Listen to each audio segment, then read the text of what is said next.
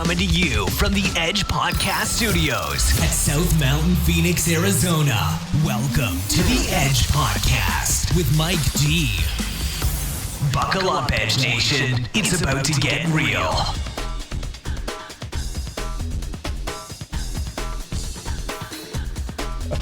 So listen, we have Merissa Hamilton in the Edge Podcast Studios today, and I'm very happy to have her. And you haven't seen her yet, but I want to make sure that you do. So let me go ahead and get the camera on over to her.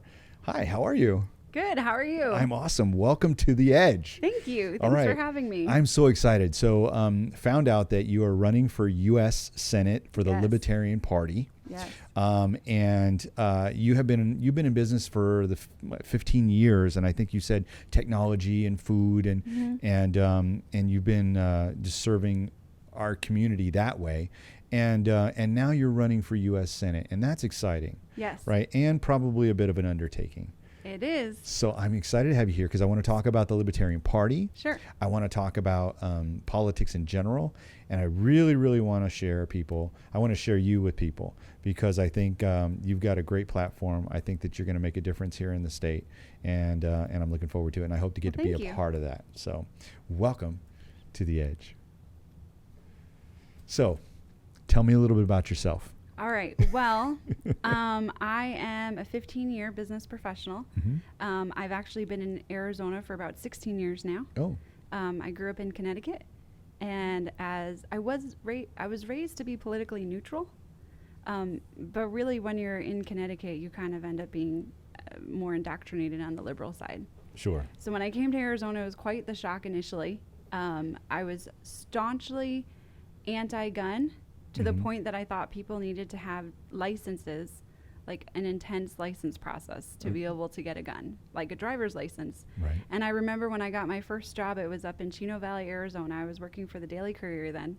And I said something to that effect. And it was like a room full of cowboys turned around and were like ready to like grab their pieces and be like, what was that, honey? So Arizona was quite a shock to me compared to how I was raised. Yeah. And it was pretty awesome because it opened up a whole new world for me. I wasn't really expecting to that there was much more than what I grew up in, because I grew up in New England. Mm-hmm. Next to New York and Boston. What else is there? That's the whole world, right? Right. So, so I really grew up and became an adult and learned about the world in Arizona, which was fantastic. Oh, good for you. Yeah. And I lived up in Chino Valley in that small little town for about a year before they had malls or anything like that. Now it's kind of a pretty happening place, but it was... Cool. There was nothing there. And so I've never been there. I have to go check that place out. Yeah, it's a small little town just north of Prescott. Yeah. So they had no shopping centers or anything. So try being a teenager in that. Wow. Yeah. So came down to Phoenix and then started my career, and it's twisted and turned, but I was able to have some really great opportunities from the beginning, and it's allowed me to actually launch some initiatives nationwide for the food service industry, and now I'm working in technology to serve the food service and supply chain industry, and I get to help solve really complex problems for really big companies, and it's in some ways much more complicated than the government, because you have to figure out how to help them be profitable, create better solutions that are win-win for them and their customers within the framework of this really overbearing government. Right. And that, I think, leads into our conversation about libertarianism, right? So one of the things that I have a question about, and I've got a lot of really good friends. I'm going to shout out to all my libertarian friends. Awesome. Okay? This is going to go out to, Ryan Lugo, Robert Lugo, I believe Penn Gillette. Yes, he's fantastic. That guy is amazing. Yeah. Gary Johnson, you know. Gary Johnson's pretty fantastic. These are all my friends. No, and then also, and then Jim Brown. Jim Brown's another one of my libertarian friends. So love all you guys. I have left the Republican Party. I just want, I'm putting the Republican Party on blast. I'm not going to use the nasty words I used before, but I'm just going to say you guys need to get your together. Absolutely. Okay? I just censored myself, which I don't normally do. But I want you to be senator, so... I wasn't. The first company I worked for was a supply chain company, which is code word for trucking. Right. So I'm used to the 4-letter words anyway. Good. I've had a couple of people decline to be on the Edge podcast because they felt like it would ruin their chances at a government position. I was like, you're probably right. So tell me a little bit growing up, especially back east, and then also growing up, a little bit here in the Valley, or in Arizona at least. Who are some of your influences? Who were some of your political and then also, just life influences? Well, growing up, I guess it would really be more just about my family. Both, I have great parents, but there were some challenges growing up, and they divorced when I was rather young. That played a big impact. But my mother always instilled in me the desire to achieve, and that as long as the cliche, as long as I work hard, I can be whatever I want to be. Right. I also had a ballet teacher, Mrs. Anderson. Shout out to Mrs. Anderson. Shout out to Mrs. Anderson. She was instrumental in my life. I did ballet from the age of 5 all the way up until I was a teenager.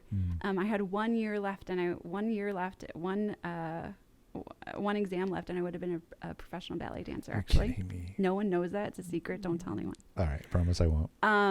But she instilled in me a sense of confidence, grace. I still have some of it left, and but mostly discipline, and also persistence. And so the skills that I learned through ballet actually probably served me better in my life than almost any other influence I had. Wow. So that was really huge. And the awesome thing is, when I've gone back to Connecticut, she's from Canada, so she's moved back now. But when I was going back and forth to Connecticut for work, I'd be able to stop, and I saw her a couple times. So it was awesome to be able to see her after so many years. So it's so great to be able to take your heroes into your adult life, right? Yeah, absolutely. And then I was reminded the other day, someone asked me who was someone I looked up to growing up, like a historian, a historic figure.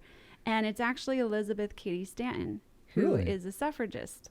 Okay. Tell me about her. Yeah, so she's from, she actually helped to lead us out of slavery.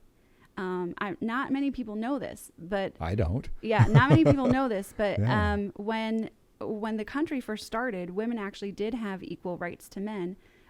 For anyone that was a landowner. It wasn't, equal rights didn't have to do with if you're a man or a woman. It had to do if you own land or not. Oh, okay. And some of the colonies and states, actually, what they did is they'd let you even buy like a square foot of land so that everyone could be a landowner. Oh, wow.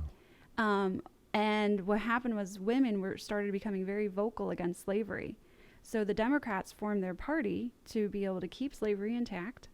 You did say you're the Edge, so I can say whatever I want, right? Come on. You gotta tell, so long as it's the truth. Yeah. So the Democrats formed a party. I know about this. Yes, the Democrats formed a party, and their first goal was to eliminate the women's voice in politics. Wow. And so it was actually the Democrats that went state to state to limit women's ability to vote.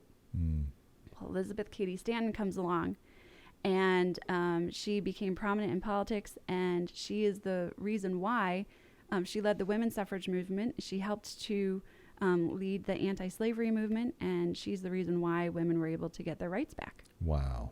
And I believe she considered herself a Republican. I know she didn't consider herself a Democrat. Probably for sure. Not, yeah. And what a difference the Republican Party and the Democratic Party are today. Yes. And they're both hamstrung. Yep. I mean, they're just ineffective, inefficient, overzealous in my face and in my life, government-wise and otherwise. The Democratic Party I do have a little bit more of an alignment with at this point, but not enough for me to stay. Yeah. Do you know? Because I've been a Republican for most of my life, and I put them on blast. So. Yeah, I actually, after I came to Arizona and I started forming my own opinions on things, I moved closer towards the Republican side for a while. But I was really always on the more, what people like to say, the more libertarian side of the Republican side. Sure. Which is, to me, now a fallacy. There's way too many differences. Yeah, there's huge differences. And after a while, I just saw that wasn't working, that there is still a huge difference between liberty and authoritarianism, and both of the parties are on the side of authoritarianism. Oh, yeah. So it doesn't matter how small your R is. You're still on the side of being authoritarian. Right. Yes. And so why the Libertarian Party?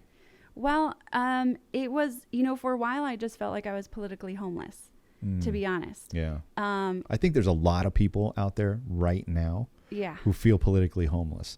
Some of us felt the burn. Mm-hmm. Not so much anymore. No, there was a double entendre to that. Seems like a Yeah.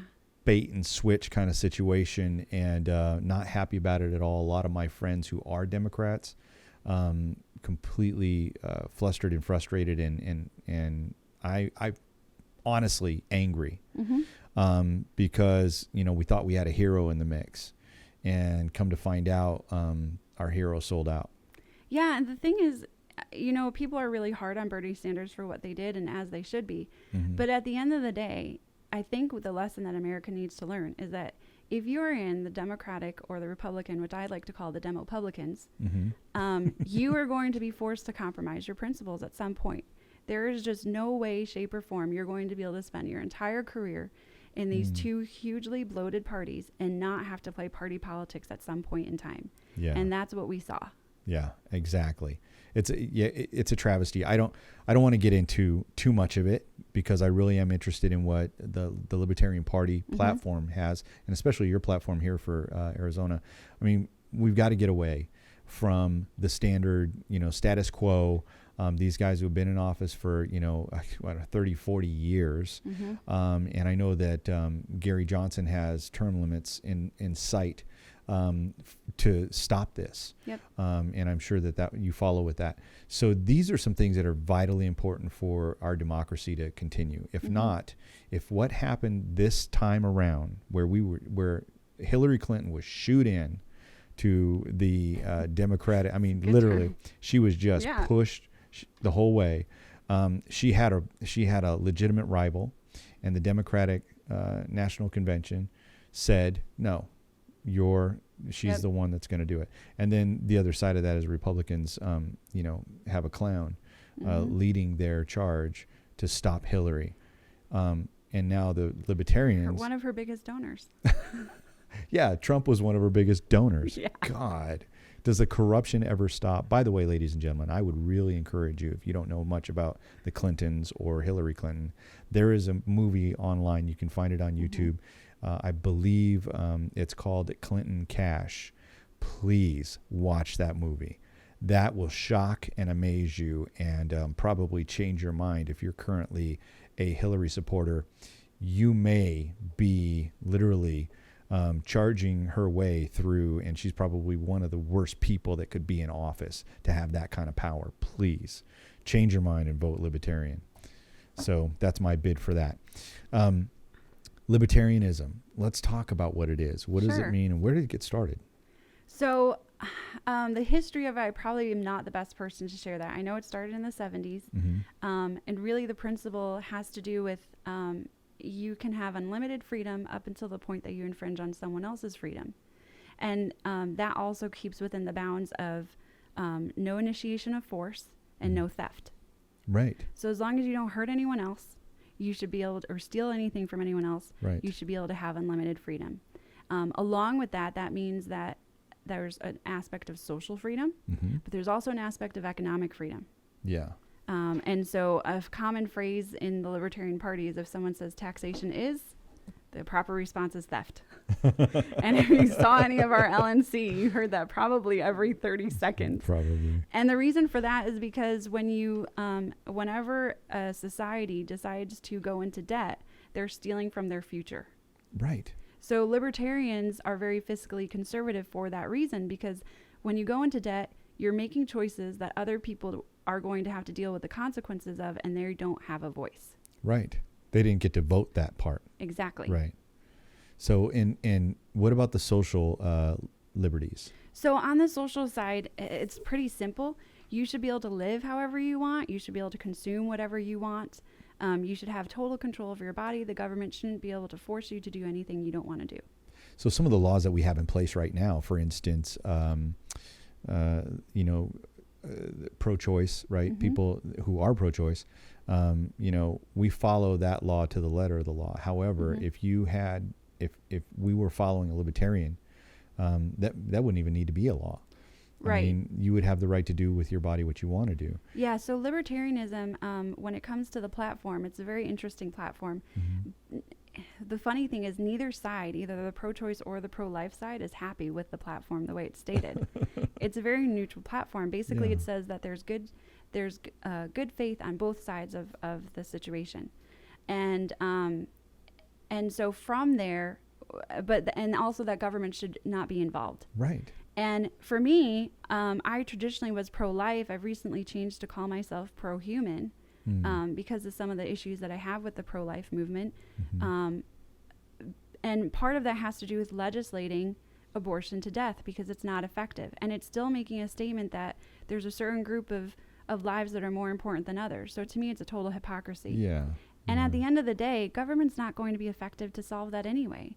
We need to have improved technology and things like that to give people real choices. Yeah. And so the way that I look at it is really from more of, I don't know, I guess maybe it's more of my background of being in technology, that you should always find win-win solutions. Yeah, absolutely. But at the same time, we shouldn't have coercion.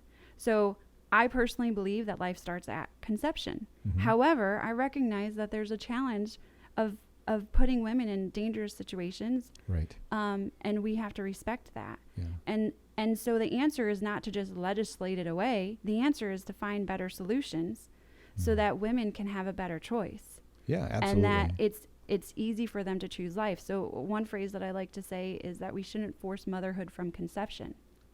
We now have technology today. Most people don't know it, but we do have technology where you can grow an embryo outside of the womb. We've actually successfully been able to do it up till 2 weeks, and that was in 2012. Wow. The government is the main roadblock to being able to have that technology develop where you could have an option to save lives if you chose to. What else is new? Exactly. So I love the libertarian position on this because of the fact that you're getting the government out of the way. You're letting people come together. You're letting the free market, the ingenuity of the free market, solve problems that have seemingly been impossible to solve before. Right. Well, the more that we actually allow, the private sector, I guess, to not only face these challenges but also create the solutions for them. The faster it goes. Yep. Like, for instance, I was listening to Gary Vee. I don't know if you know who he is. No. Gary Vaynerchuk. He's amazing. But Gary was talking to some guy that on TV, which I haven't seen him too many times on like CNN or MSNBC. But he was talking about this. He said, we got involved in the space race. We dumped a bunch of money into it, but then it stagnated because we gave it over to the government. Absolutely. Guess what? We're not doing that anymore. Richard Branson, right? Peter Diamandis, and Elon Musk are all fighting to get, and we're going to Mars. Yeah. Like, no kidding, right? Yeah, I like to say that libertarians have solutions for everything because we're backed by the ingenuity of the free market. There you go. So to say, especially to an American of all people, that you can't do that no, we can only have pro-choice and pro-life and that's it. Right. And we're going to legislate both sides to death. And we're going to just campaign and make a bunch of money off of it by not solving anything. To me, that's unacceptable. It is. We're Americans. We can figure it out. We can figure anything out. Yeah, no doubt. I mean, and we already have. Yep. For the most part. We already have. We honestly just need to get the government out of the way and let people come together and find win-win solutions. That's awesome. Now, you had mentioned fiscally. Now, I want to go back to that because we actually have some people that have a track record as libertarians who have, well, obviously, for Gary Johnson's one of them, and then his I forget his first name, but Bill Weld, I think is his name, is the vice presidential candidate, and both of them have been governors of New Mexico and I think Massachusetts, right? Both liberal states, and both of them balanced the budget, cut taxes, and created jobs.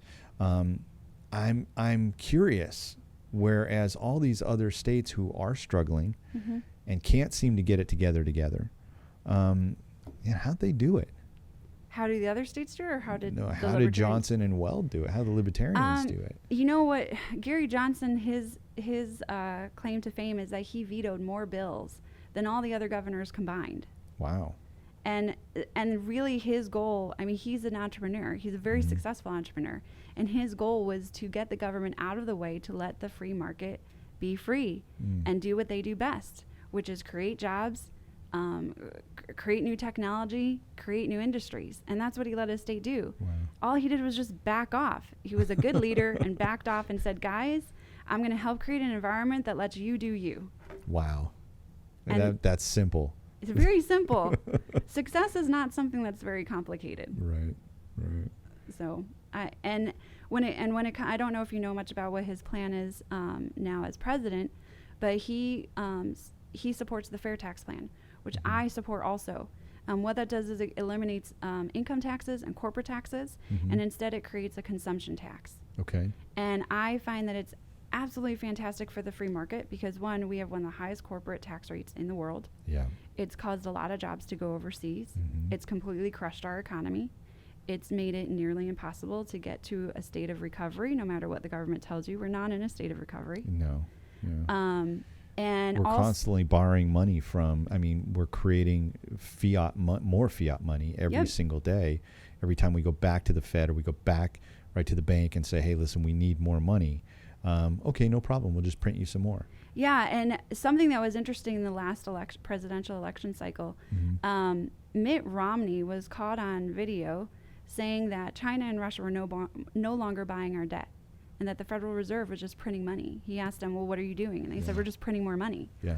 And the media quickly tried to cover over it, so no one really checked it. Yeah. I went back, though, and I checked the numbers, and he's correct. We have just been printing money. And the only times that we actually were, that China or Russia were buying anything, kind of coincidentally had to do with some pretty interesting deals that we made. Like, out of the blue, out of the goodness of Obama's heart, he gave Russia a couple of islands off the coast of Alaska that just happened to have a lot of oil. And then all of a sudden, Russia was like, I'll buy some of your debt. And I noticed that pattern. And wow. we can't stay solvent as a nation like that. Yeah. And so, and the biggest thing is one, simplifying the tax code, eliminating the black markets, and getting rid of the regulation that's just burdening companies. I spent so much time in my career focused on trying to figure out how to keep our business going because of onerous regulations that made no sense and didn't accomplish the goals that they set out to, rather than creating solutions for my customers. Right.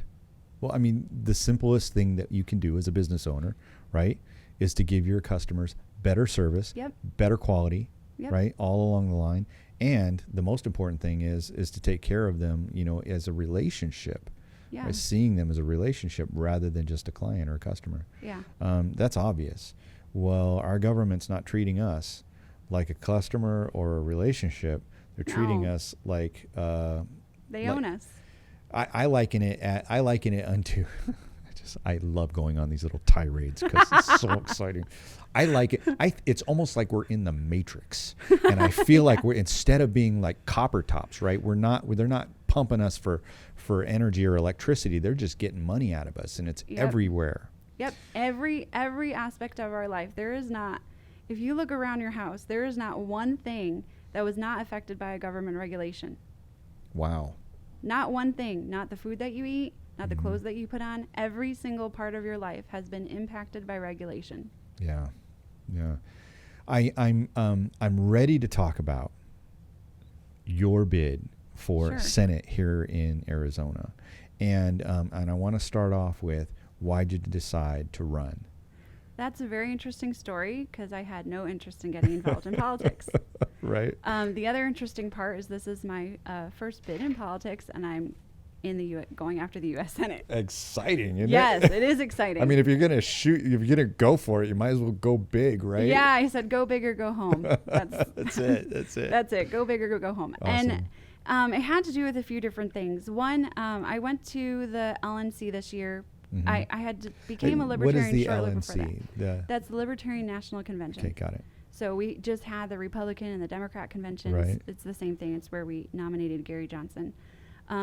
So I became a Libertarian before that, officially, a big L. So we have a phrase, we call it the little L, which those are the Republicans that say, I'm Libertarian, but they're not. Right. And then we have the big L's. The ones that are libertarian. Right. And so there was a live stream on my page the other day where our national chair said size matters. The size of your L matters. Be a big L. Right. So I became a big L. Yep. Before I understood what that meant. I went to the Libertarian convention because I wanted to see the big picture. If I was going to become part of a party formally, then I wanted to make sure that it was a place that I could contribute and a place that I could feel comfortable with. Well, you got to date before you get married, right? Exactly. There you go. So I went there.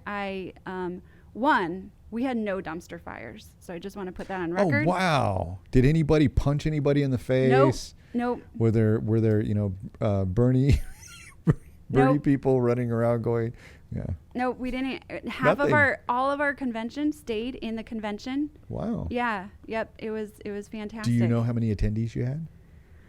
I don't know. We're a smaller party, so we basically just have the delegates come, and so there was well over 1,000, but I don't know how many in total. We don't. Yeah. It's not like we don't put on a show like the other two parties do. Yeah. This is not bread and circuses. We're there to get down to business and get liberty happening, get it moving. Well, and to define your platform and make sure that everybody's on board. Yep, exactly. Got it. So I went there, met everyone, decided that this was the right place to be. There was no shenanigans. Everyone had a voice. No one was silenced. No one had their mics cut off. Wow. No one was trying to force a change of rules last minute or anything like that. Right. Everything was above board. So I appreciated the fact that when they say they're the party of the principle, they are the party of principle. That's exactly how it went down. Came back to Arizona, started joining the local party and getting active. And our our state chair, Michael Kilsky, came to me after one of the meetings and said, "Hey, how come you're not running for anything?" And I said, "I wasn't planning on it." And so I asked if we could have a discussion about it, and we did. By then, though, I'd already made a decision. I researched. We didn't have anyone running for U.S. Senate, mostly because of the Republican Party and their cronyism. Right. So there was a law that changed last year. It inflated the numbers that we needed unfairly compared to the other two parties. We still had someone that was able to get enough signatures to be on the ballot. The Republican chair of Arizona sued him, got him off the ballot. Wow. Yeah. Yeah. What so my question is, fuck? Yeah, my question. I'm sorry, I gotta say something. Yeah. What the fuck? You guys just don't like competition. I bet in a fist fight you want to tie the other guy's hands. Yes. Right. That's the Republican That's exactly Party. what they actually did. Yeah. And so one, that I didn't know about that, and I was just floored when I learned that. Yeah. Two, I looked at what we had, and I was like, how do we not have anyone for U.S. Senate? John McCain is the incumbent, and he's gonna be running again, and he's most likely going to win. And how do we not have anyone? That means I'm going to have to go to ballot in November and have the choice between John McCain and a Democrat. You've got to be kidding me. So I looked at the platforms of everyone, and pretty much everyone has the same platform. So I felt like it was me against just one other entity. And I was like, this isn't going to be that big of a deal. Let's just go for it. Right. Yeah. And what's the process? How did you get involved? How did you get started? I just filed in as a write-in for the primary because it was already past the point where I could get any signatures. Right. So I'm running as a write-in candidate. But it's very important to know that. Yes. And they have to write your name in correctly. They do have to write my name in correctly. It's fairly obvious though when you get the ballot because it just says that there's no candidate and then a space for write-in. Yep. So they do have to write my name. In fact, on my page there's something that says the only wasted vote is the write-in where you spell my name wrong. Right. Because I'm the only one for Liberty on the running for U.S. Senate. Yeah. So I made the decision. I looked at what the platforms were for everyone. I saw that everyone pretty much was running on the same platforms. Build the dang wall and all that kind of stuff. Right. And I said, this is not liberty. This is not freedom. And in my heart of hearts, I believe that Arizona, we are the don't tell me what to do state. Yeah. We are the state that loves free. We were the last state to become a state. We became a state kicking and screaming. We were like, we don't rule me. We have no interest. Yeah, we don't need to be a state. Yeah. So, and I, in our heart of hearts, we still have that spirit in us. We have that spirit of independence, but we've kind of been fooled. We've had all these shenanigans and kind of the wool pulled over our eyes, so to speak. And we have this illusion of freedom, but we don't really have freedom in our state anymore. Yeah. We might have more freedom than the other states, but we should not have a competition over who's less free. We should have liberty, period. Right. Yeah, absolutely. And here, one of the things that interests me the most about what the Libertarian Party brings is the ability to, I guess, to define yourself against two very, very corrupt systems. Yep. Whereas this system doesn't appear to be as corrupt. I don't know enough about it to say it's not, but I can say for the most part, I like the platform. I mean, for instance, we spoke briefly about the social aspect of it, right? Well, where does the Libertarian Party and where do you stand on, for instance, legalizing marijuana or legalizing drugs or allowing people to, like for instance, alcohol, right? Alcohol is readily available anywhere, and it is probably the most dangerous drug on the streets today. Yep. More people die because of alcohol abuse than all of the other illicit drugs combined. Yep. So where do you stand? Where does the party stand on that? So the party in general stands on ending prohibition. There's a few, you'll have a little bit of variety where you'll have some people that says just end prohibition for marijuana. But there's a lot of medical benefits to the other drugs also. Like, for example, mushrooms. I saw a video the other day as to how it's helping people with depression and also epilepsy. Yeah. Marijuana helps people with epilepsy. And around the world, they're able to do the proper testing that they need to find the cures and find the right dosages to help provide solutions to people. In our country, we keep these things prohibited purely for the fact that the pharmaceutical industry can thrive. I have no idea why they don't want to go down this route, because it's far more beneficial than the drugs that they're making. Probably has something to do with patent laws and whatnot. But we're really what prohibition does is it eliminates the ability for someone to choose how they want to heal.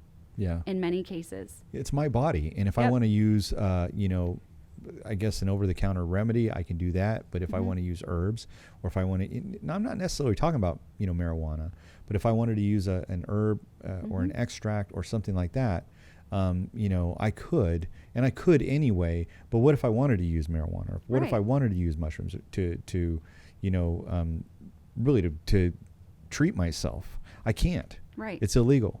And what the other side of that, or the other impact on that, has been the unbelievable number of people who have been arrested and imprisoned for years, some decades, and others for a lifetime, for simply having that illegal substance on them. Yeah, I read stats the other day that 40% of the people in our jails are due to something to do with drugs. Let's get them out. Yeah, absolutely. Michael Kilsky, he has a phrase that I love that says, "No victim, no crime." Right. Why are we putting people in jail for simply a crime against the state? The state should not be a victim. We pay the state taxes. Right. The state should be serving us. There should be no such thing as the state being a victim. I totally agree. Yeah. And they're not. No, they're not. And so to have, just in general, to tell people what you can and cannot put into your bodies, it's like saying you can't eat Twinkies, or you can't go to McDonald's, or you can't have a certain brand of water. These are all the things that actually today our government does play a role in regulating. we don't look at it that way. Right. But in every aspect of what we consume today, the government in some way, shape, or form says what you can and cannot have. And the problem is that drug prohibition has caused so many problems, even beyond the medical needs and beyond having high incarceration rates. It's caused so much violence in this country. It's over 70,000 people have been murdered in Mexico, just on the other side of the border. A lot of people don't know this, and maybe they don't follow it, but guess what? If there is an illegal substance, that's still available, there is going to be a black market, there's going to be a cartel, and you can follow the money. Right, all the way into the pockets of the people that are really running the show. So yeah, I agree completely. In fact, I think we align on a lot of these different issues that we've been talking about, especially on this one, because we've got to end the violence. We've got to end the incarcerations, and that money that we've been spending on building all these all these prisons, really, why? So we can incarcerate a lot of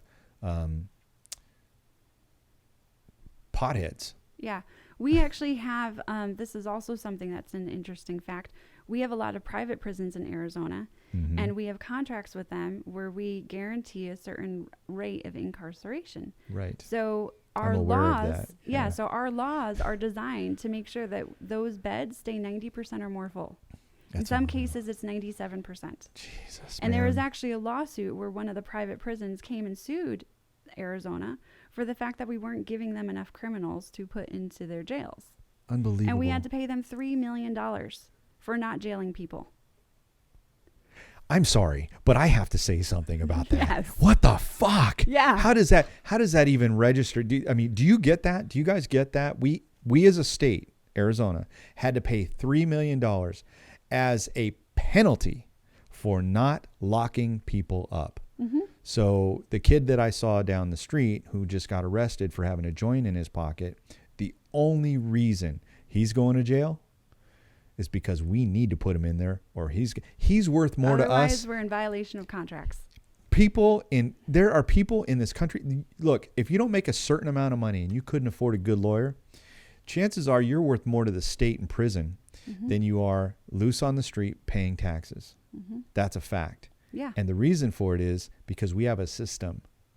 It's a systemic problem. The system is broken. The system is fucked up. And we've got to change it. I would counter to that. The system is set up precisely the way they want it to be set up. Yeah. We call it broken as citizens because that's not what we paid It doesn't for. serve us. We say that's not the service I paid for. That's not what I signed up for. And they're like, no. In technology, we have something called working as designed.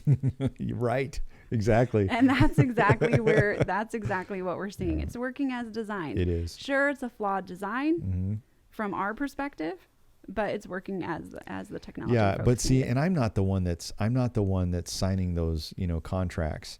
Like Right. you and I are not the ones that are in those board meetings or those hidden board meetings or Right. whatever's going on. I don't, but we're not signing those contracts. We're Nope. not. We're the voters. That's all we are. And it seems to me that if your vote doesn't count, and things are happening outside of like your ability to to even make a difference in that decision, if you will. Goodness, man. Wherein does my voice ever get? I never get to say anything about it.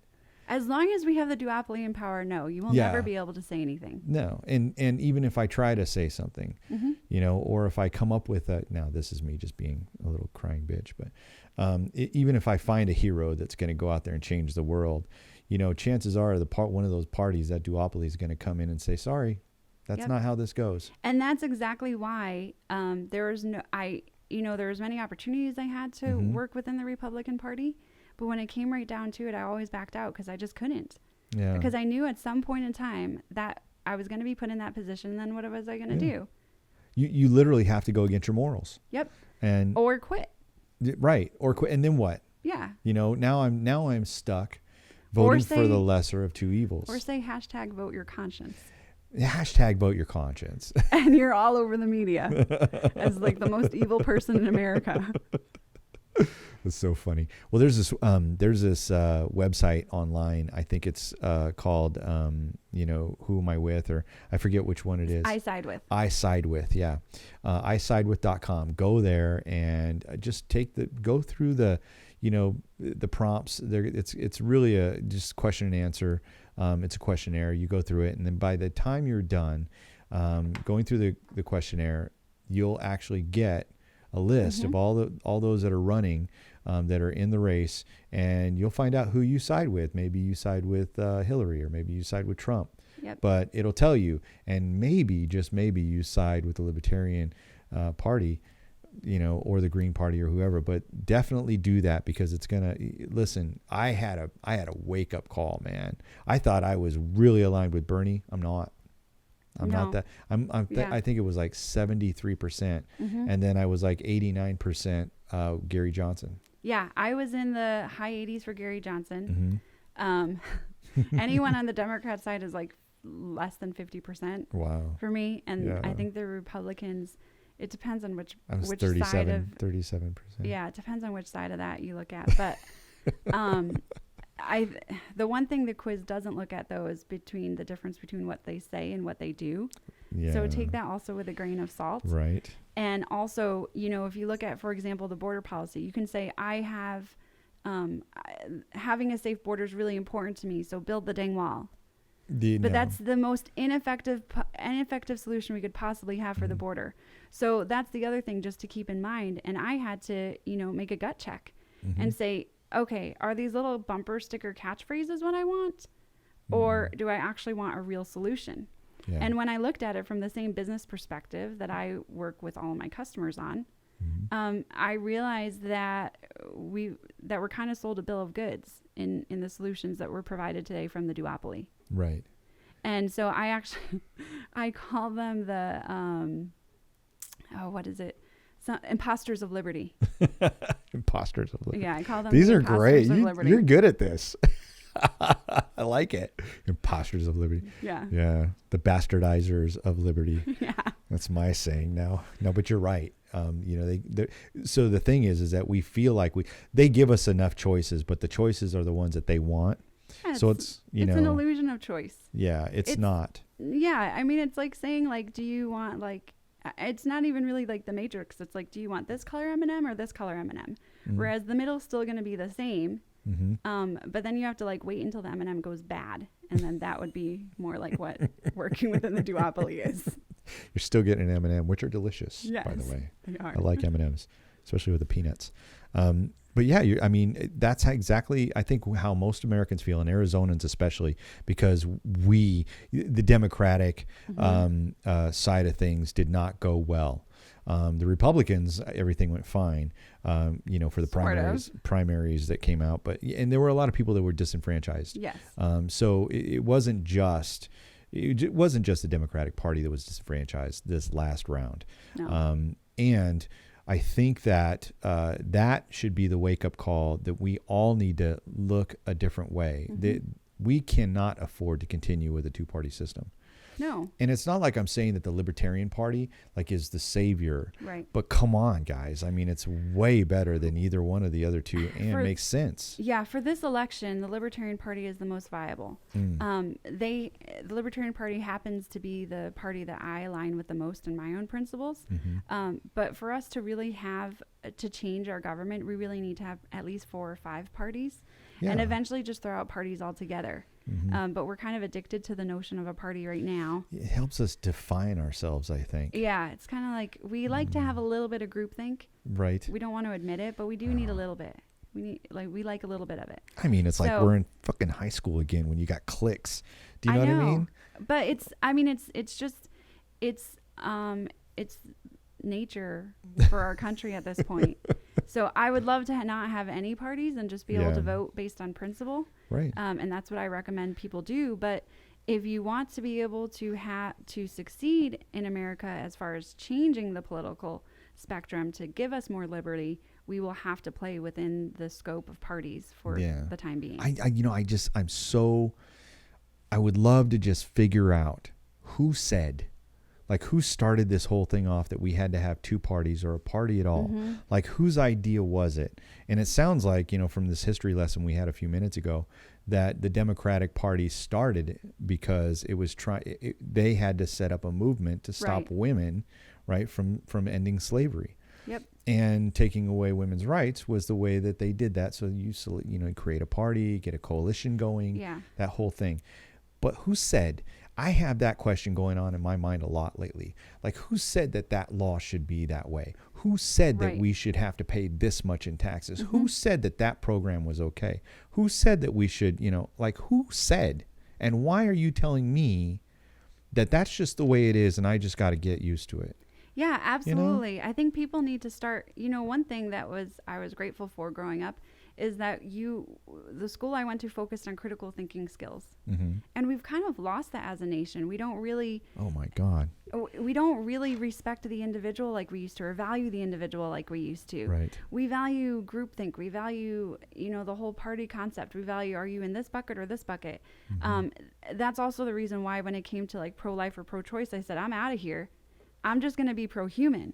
Because we need to get out of the dynamic that the duopoly has created, because it will keep us stuck. Yeah. We won't ever be able to really take the full scope of our ingenuity and go back to being the America that created amazing things. Well, and I almost want to create a I have this weird idea that if we were to do something like that, that it would literally have to be through technology, which is what you said earlier. And we could solve that problem pretty easily. I think think if, we get the greatest nerds on the planet together and, have them stop playing WoW or whatever they play nowadays. Pokemon Go. Jesus. All the about dumbing Pokemon down of America. I've never played it, honestly. I did for a little while. Did you? I just wanted to see what it was. Yeah. It was kind of fun. Was it? It was. I mean, you kind of feel like a kid again. So it brought me back to being a teenager. Did you watch Pokemon growing up? I didn't actually. No? No, I knew nothing about it. Me I just neither. had a lot of friends saying what team they were on. And coincidentally, there's a red team, a blue team, and a yellow team. Wow. Yeah. Come on, So really? Team Yellow. Are you serious? Swear to So you. Team Yellow has got to be the Libertarian Yeah, party, that's where I'm going with that. I'm like, that's not a coincidence. right? Wow. I did not know that. My kids play that game, and they're adults. Both of my kids are adults, and it's so funny to see them playing. And we're going to go. Where are you going? We're going to go capture some Pokemons. Yeah. Okay. Have fun. I'm going to go climb the mountain. Yeah, Because exactly. I live right next to South Mountain. So that's funny. So tell me a little bit about what you're going to be doing for let's just say the world just spins and the perfect scenario shows up. The storm hits and you become U.S. Senator of the great state of Arizona. Yes. What are you going to do? So I have three things on my platform. Mm-hmm. The first one is simple, but it's very important. Make the Senate constitutional again. Yeah. And the reason for that, I was spending all this time trying to figure out what my platform is. And I was like, it'd be awesome if we just hired a senator. I call it hiring because I'm from business. So we just hired a senator that just did their job, like as in what the Constitution says it is. Right. And because the role of the legislative branch is actually to hold the other two branches accountable, the the executive branch, and then also the judicial branch. Right. They haven't done that in a long, since I've been alive, I've never seen them do that. They have abdicated all of their power to the other two branches.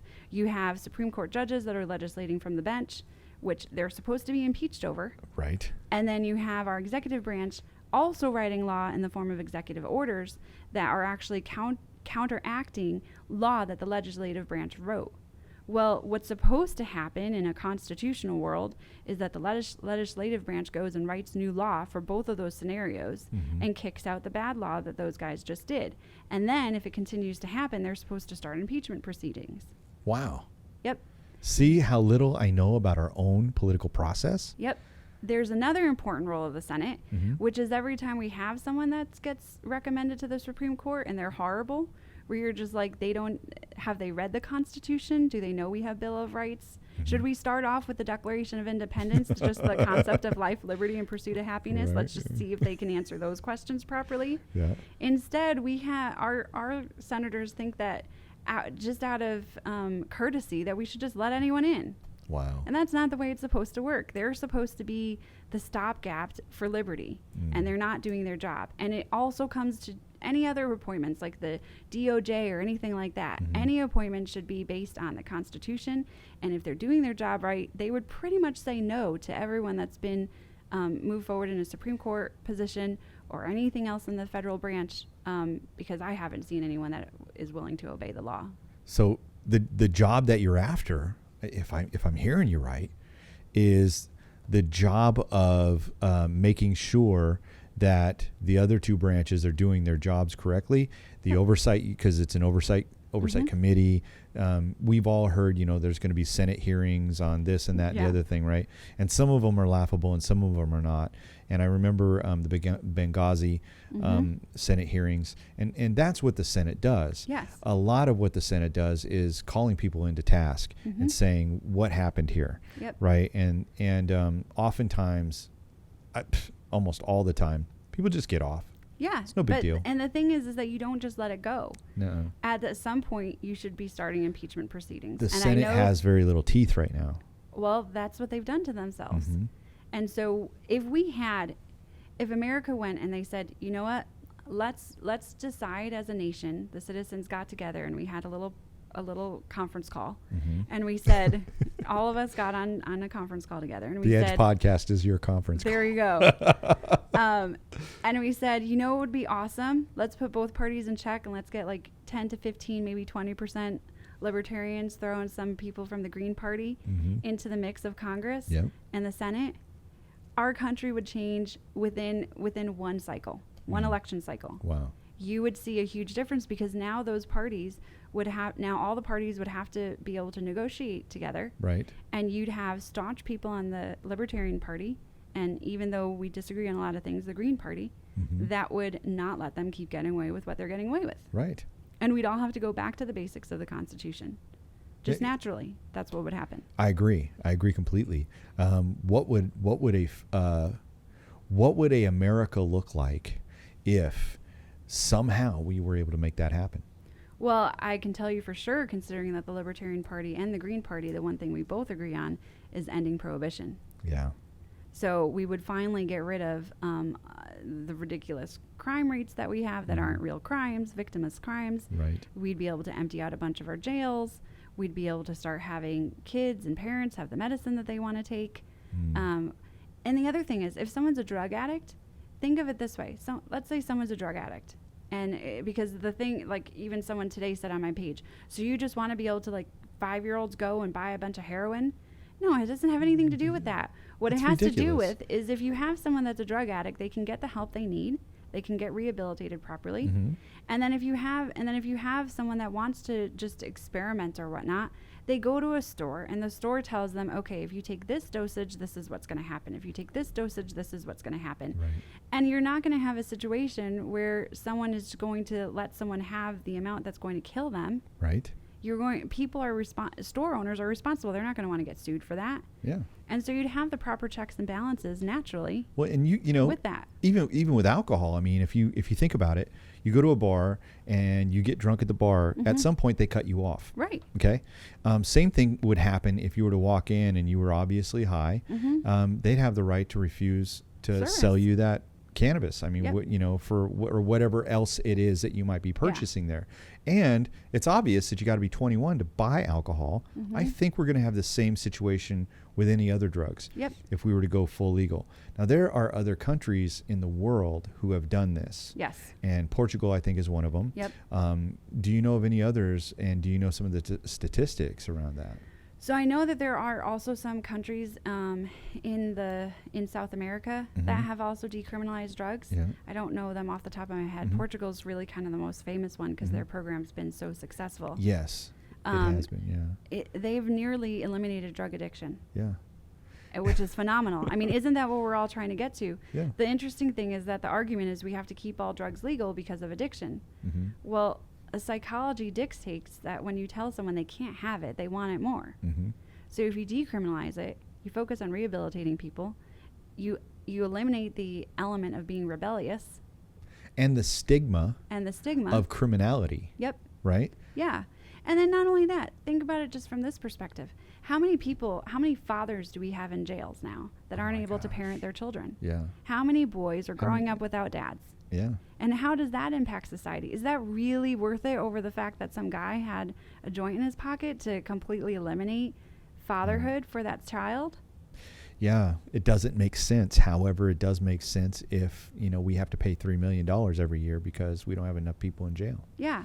And that's the unfortunate rub we have. That's our catch-22. I don't think people are really thinking about, I think for the most part, we're all asleep. Yeah.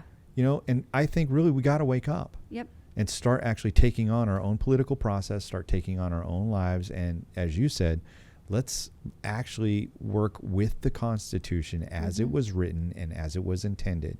And if we have more than 2 parties together, we have 4 parties. That's better checks and balances with 4 rather than 2. Because now if we have 2, we're talking about, well, we got to deal with the people across the aisle. Yeah. And going back to your question as to if I was senator, what else would happen? Yes. So I launched yesterday a campaign that I'm very excited about called Real People Rising. Ooh. And it's actually to end legal state child trafficking, which is something that no one really knows exists for the most part. Tell me about this, because it sounds like kids being scooped up and sold into slavery? Or Yeah, anything? well, yeah, essentially. So what happened is in 1997, Hillary Clinton wrote this great, great law called the Adoption and Foster Care Act, I think is what it's called. Okay. It created this funding called Title 4-E funding, and it's now become unlimited funding. I'm sure this wasn't the intention, but what's happened is it's become an unlimited slush fund.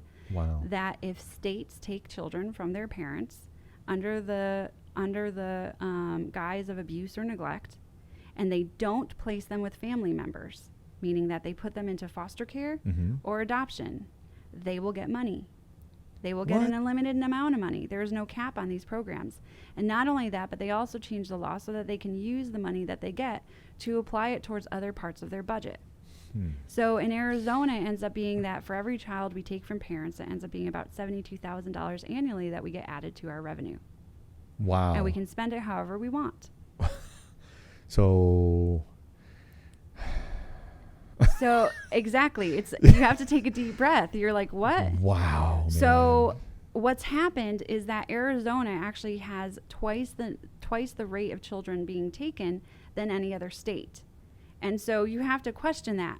Do we really have twice as bad parents as anyone else in the country? I don't think so. We have fantastic citizens. Yes. And then as the rate of foster care has declined nationally by 22%, in Arizona it's increased by over 80%. Kidding me. No. Okay, this is a problem. This is a huge problem. Thank you for taking it on. And none of our politicians will talk about it. And the reason why I know this is because the last thing I worked on before running for Senate, and I'm still heavily involved, is called Save Braylon's Family. It's from a girl in Alabama. She was 14 and she was raped by someone from church. She became pregnant. She wanted to not just birth her baby, but parent her child, and she begged her grandparents if they'd help her.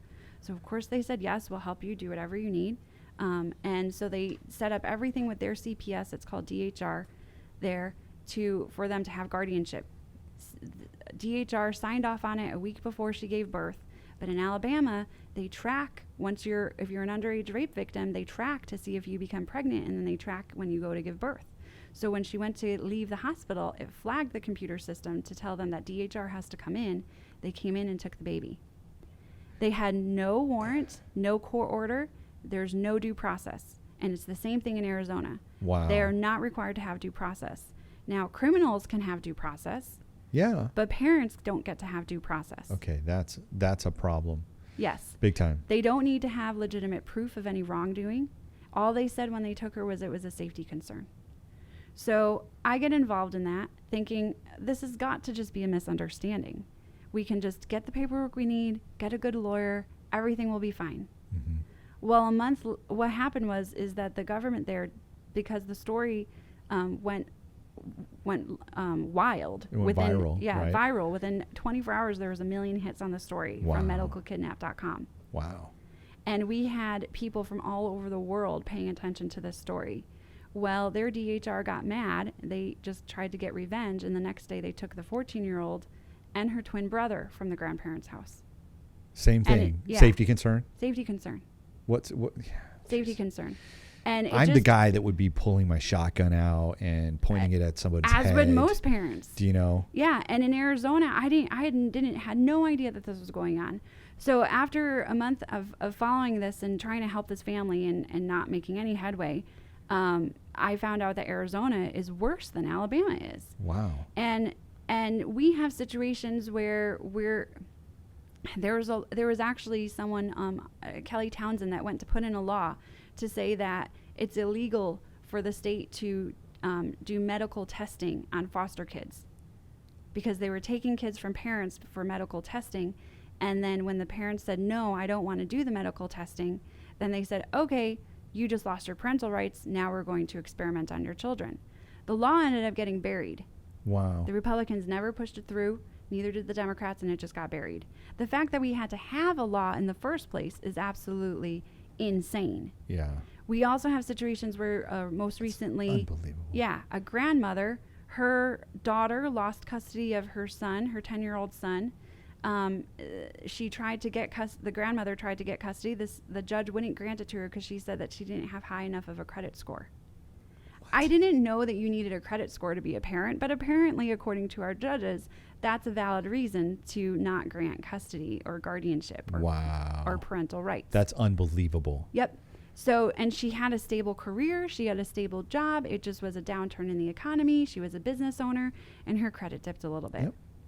And then a few years later, on the news is that there's this 10-year-old boy that's missing, that's been missing for a couple of weeks. The daughter recognizes that's her son. The grandmother then goes on TV and is like, yep, that's my grandson. The adoptive parents, now the story is that allegedly, it's not proved yet, but it's thought that the adoptive parents, because the state drugged the child, and that the adoptive parents overdosed the child, and the child is most likely dead. Well, the other thing that the state does is that they seal records. So after they take your children, you can never find out if they're dead or alive, ever. Wow. They separate the children. They don't let the children have anything to do with any of the family. It's unbelievable. Yep. And they even will change their name. They'll change their social security number. And it's not like we're talking about babies necessarily. We're talking about grown kids. Right. There's another family where she lost all 4 of her daughters because the state didn't like the diet that the kids were on. Healthy diet, like organic and whatnot. Really? They didn't like the diet that they were put on. And they said that the kids were, they were concerned because the kids were short. The kids were short. Yes, the kids were short, so they took the kids. The way that they've protected this since 1997 is because they put gag orders on all the parents. They make them take everything off of social media. They've also, I've been told by many of the parents that the state of Arizona hires or contracts with all the lawyers that would handle this in Arizona. Yeah. They contract with all the specialists, so the parents have no way of getting help. And not only that, but they have to stay silent. So the parents well, I'm sure that this is a misunderstanding, and I'll just play along with the government, and this should be fine. No, it's not. But that's not what's happening. And the bottom line to me is that there are real kids that are really being abused out there. Yeah. And those kids are being ignored. Yeah. And because we're trying to fill our pockets, or not I'm not part of this problem. Yep. But the state government is literally lining their pockets off of the heartache of our families. Yep. And stealing our children. Yeah. And these people have gone to all of our state legislators. They've gone to John McCain. They've given him this information, and no one's doing anything about it. We found the same thing in Alabama, and it all comes down to the fact that this is a slush fund. It's got to be. Why else would this continue to happen? Right. And so this is something that, I don't have children of my own, so I don't have anything to lose in this situation. But these people need to have a voice. Yeah. And I saw that running for U.S. Senate is a way to right this wrong. That 1, I can help make it public knowledge that this is occurring today. And then 2, I can go to the Senate and fix it. Because we should have parental rights. Absolutely. Absolutely. Thank you for that. And thank you for taking it on. And going forward, I'm going to be one of your staunchest supporters. Thank you.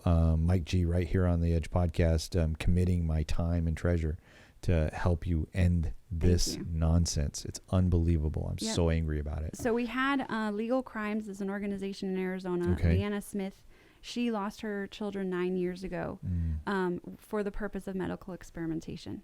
Wow. She fought it all the way to the Supreme Court. It got dismissed. She has hours and hours and hours of recordings of every single meeting she had. She now is back, I think, in juvenile court or something like that, suing again. Yeah. She doesn't know if her youngest daughter, I think, would be 9 or 10 now. She doesn't know if that daughter is dead or alive. Wow. The state seals the records. So she could be fighting right now for a dead child, and she has no idea. Wow. And that is just incredible. Yep. And this couple, her and her husband, they're incredible people. Mm-hmm. Absolutely phenomenal. It's been my honor to get to know them. Yeah. And so we did a live stream yesterday to talk about the issue, what's happening, and we will continue to share these stories. Wow. We have a First Amendment right where no one's letting these people have their First Amendment right. Yeah, how can they silence them in the first place? It's unconstitutional from the very beginning. They don't care. They're the government, and they take guardianship over the kids, and then they say, we're the guardians, and you have to stay silent about what happened. You're no longer the parents. We're the parents, and we don't want you talking about our kids anymore. Enough is enough. It's just enough. Absolutely. So, and I'm going to put your your Facebook page up right here, so so everybody can see it. You have some of your information is on this page right here as well. Yep. Is there another website that we can go to? What's that website? Sure. So my Facebook page is, you just do @vote Merissa Hamilton. Okay. And then my website is marissahamilton.com. Yep. And I've got that also. So I think that let me go ahead and pull that one up as well. And because I want people to know how to get there. You can join the campaign. You can donate. Here's the website. And obviously you can volunteer.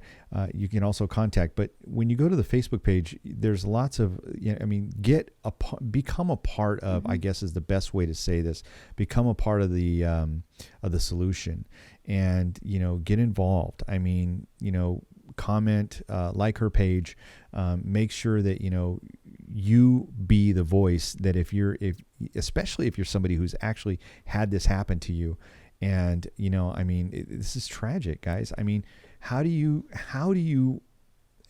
anybody justify taking a child for no other reason, but they just want to experiment on them? Or they just don't like the parents? I mean, where is the justice in that? Yeah, absolutely. There is none. Absolutely. I mean, the saddest thing is that so many of these kids are being tortured and abused in the foster care homes and the adoptive homes that they're put in. Right. And again, I'm not saying that all foster care parents are bad or adoptive parents are bad. There's been lots of situations that it's worked out to be a good thing when the kids have been in abusive situations. Yes. Yeah. But the problem is that we're not focusing on those cases. We're focusing on balancing our budget with children. Yeah. And that's completely immoral. So it's, it almost seems like it's the same thing with the drug prohibition. I mean, if you think about it, it's the system. Yeah, it is. It's completely and that's why the when system. People say we have a broken system, we don't. It's working as designed. Right. It's just it not is working not a for broken us. system. We need new software. We need a new platform. Thank you. That's so true. Yeah, we do. I mean, I can't even, I start to get angry and then I stop thinking, and that's the problem with me. But I want to rally the troops. I want the Edge Nation to come and say, look, and I would like to have some of the people that have actually had this happen to them. Let's get them on the podcast. Come in and sit down with me. Now we're going to move the podcast eventually here pretty soon. I've got a new place, a new space. I know, that's exciting. I'm excited about it. So it'll be about a month before we do the next one.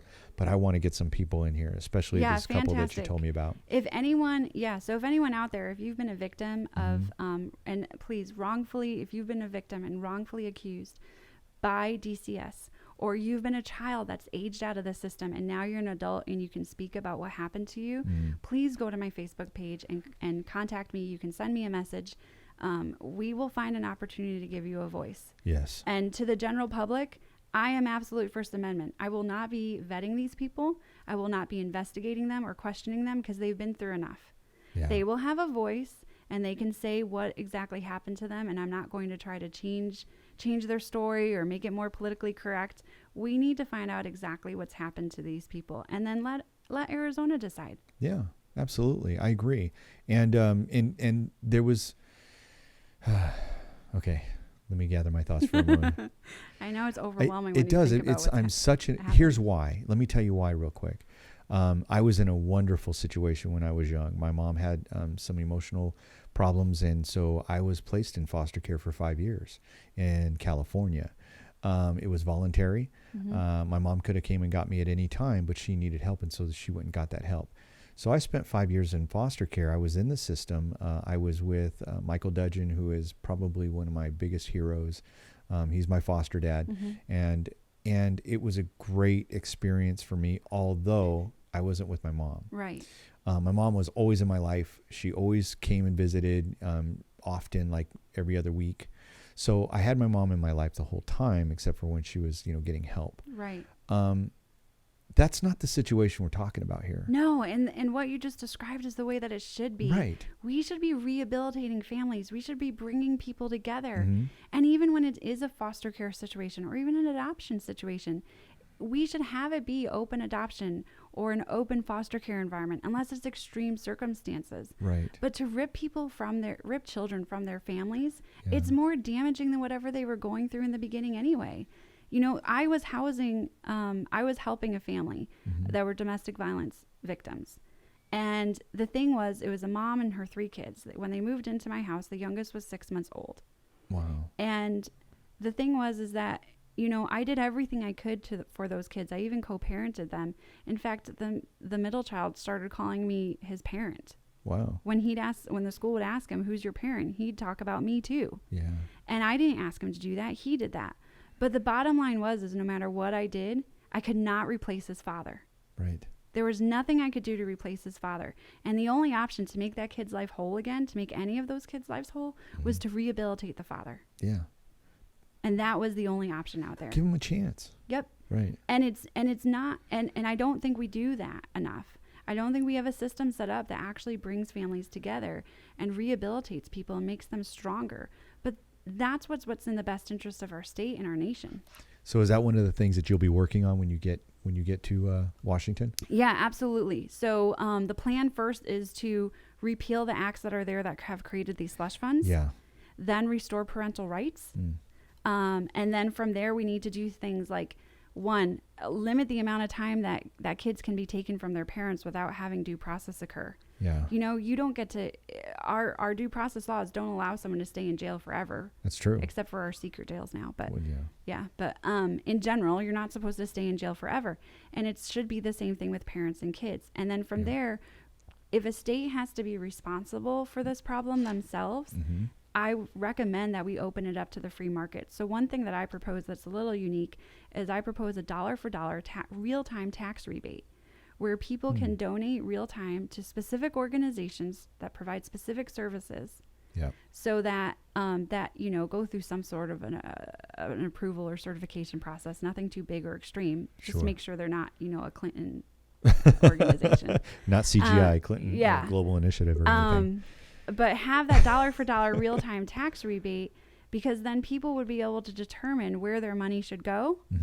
And then what services should be provided, and it will give government something to compete with. So that will improve government or eliminate the need for some of these services and allow the free market to innovate and help to rehabilitate families. I like that idea. I mean, that creates jobs, it's opportunity for people, and we're actually getting help. Yeah. And it's not the reverse of what we want, right? Because the reverse of what we want is what we got now. But what if they were to take that money and like you said, instead of, just being a slush fund, those monies were going for rehabilitation for that father that had anger issues or whatever was going on with him. And he could then be rehabilitated in such a way where he could be rejoined to his family. Yeah. If that's what mom wanted. Yep. And that's exactly what we did with this family and we became close friends. We're still a family today is how we look at it. Wow. And we became close friends. The kids are doing well. Even the dad's doing much better than what he was doing before. And the mom's doing incredible. She's now independent on her own. She's, making her own career. Yeah. And the kids get to see a really great example of parents that worked their hardest to overcome. And that just means so much to kids. Yeah, it does. And it's the example alone is has so much value. Yeah. And so the way that I look at it is that if all we need to do is just empower people to succeed, empower people to solve problems, and we will. Yes. Yes. Well, I love it. And there was a third thing that you had mentioned. So the third thing that I have on my platform is absolute Second Amendment.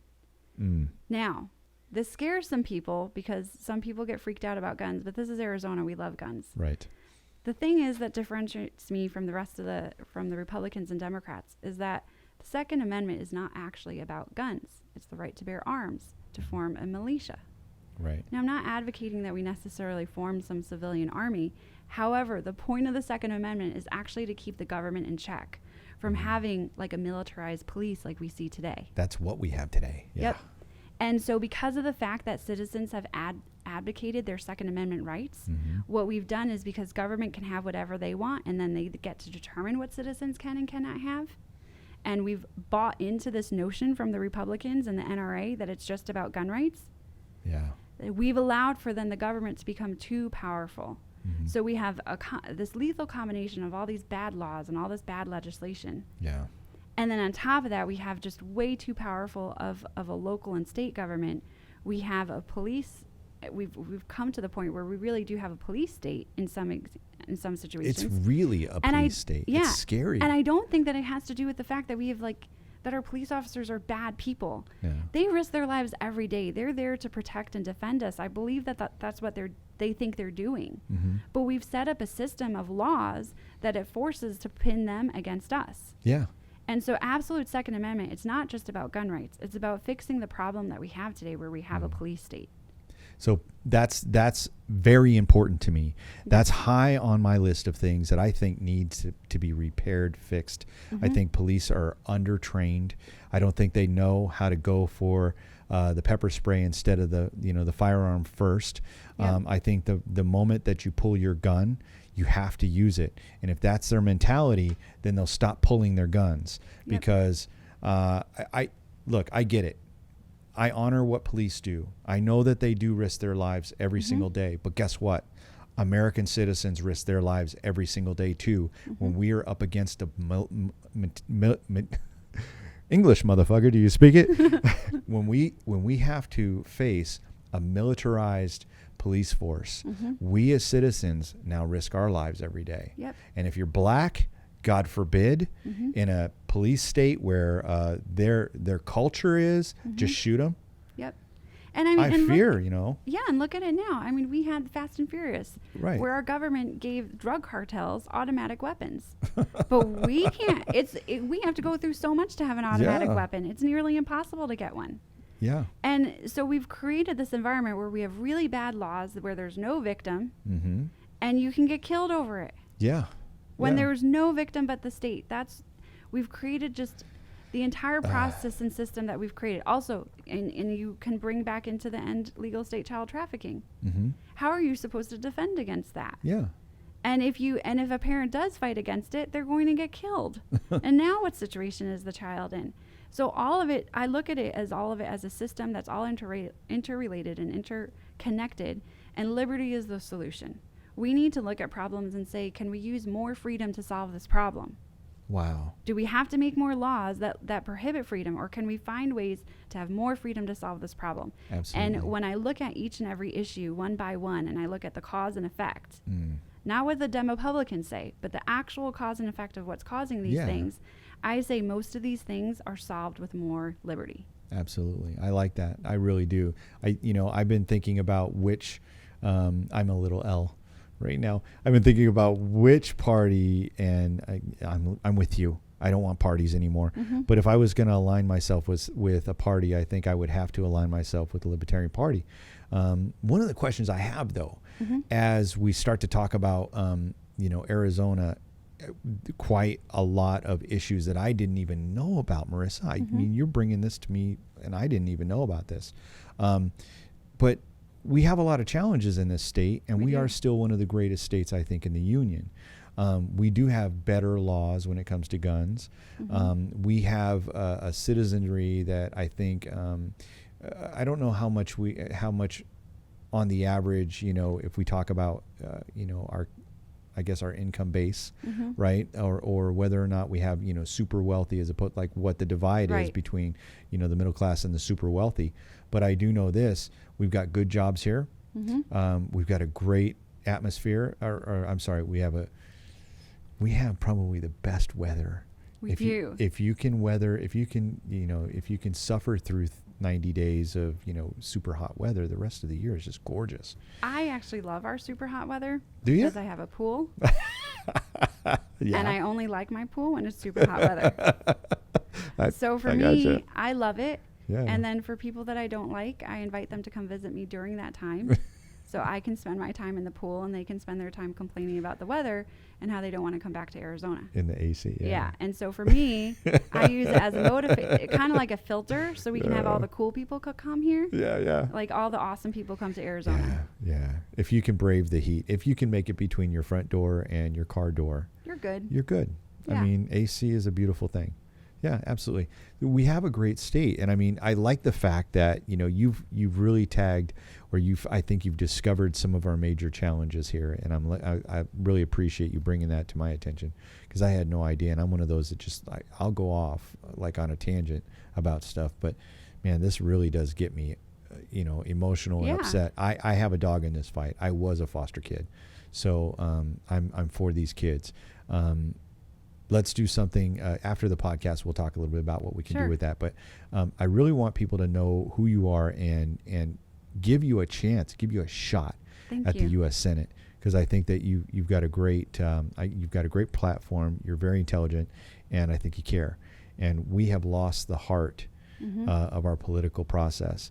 There is like people don't care anymore, or they lie about caring. Right. You know. It's very much a machine. Yeah. And, you know, in my career, that's what I deal with is machines and systems. Mm-hmm. And I break them down and make them more efficient Mm. and make them effective. And interestingly enough, usually when you apply more freedom to even a business process and you Yeah. allow smart people to do smart things, Mm-hmm. you also have a business succeed. Mm. And so we just have to take those same simple success principles that made this country great again Yeah. and actually legitimately make the country great again. Not use a tagline to create less freedom, but create more freedom Yes. and more liberty. And so I even like to say, you had mentioned democracy earlier. To me, there's now a competition between democracy and liberty, because democracy is in some cases ruled by the mob. Mm. And that's what we have today. You can just have two parties kind of brainwash everyone to think a certain way and not think about what solutions are actually possible. Right. What's the possible? Whereas you have liberty that opens it up and says, I'm going to have a standard, a very low level, standard level of government that allows for ingenuity to solve all of our problems Yeah. with the most amount of freedom, not force anything on anyone, but have a productive society that lets people be themselves. Mm. And that's such a difference than what we have today. And even though Arizona probably has more freedom than the rest of the country in a lot of areas, we can still do better. Yes. We've still lost a lot of our liberty. Mm. And we should be a shining example to the rest of the country of restoring our government back to liberty. Absolutely. Yeah, I agree completely. That's right there. I was going to ask you to tell Arizonans what you would just said. Like, why are you running for Senate? And I think that right there just perfectly captures, what it is to be, an Arizona resident or Arizona, citizen of Arizona, but a citizen of the United States. And that really does fly into or falls over into, being awake and aware of what's happening in our political process and getting people, quality people into, a position to be able to actually make a difference for the rest of us, because this dupology or duopoly or whatever you called it. Duopoly. Duopology. I like that though. Duopoly. That might be my new one. The duopoly. I think that we have a real shot at making a difference this year. Yeah, especially with this election cycle. And that's the reason why I had a great guy, Remzo, came up with the Real People Rising.